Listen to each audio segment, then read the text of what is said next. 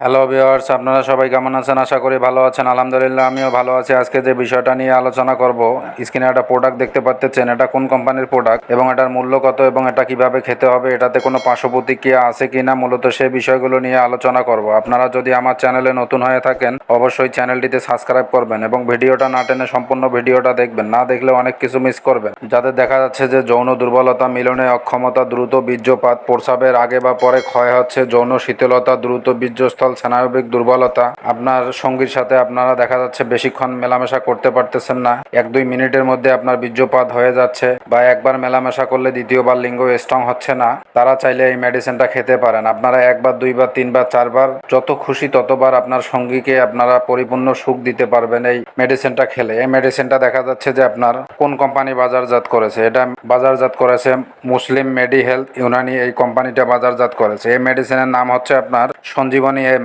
হাব্বে মুনিশ।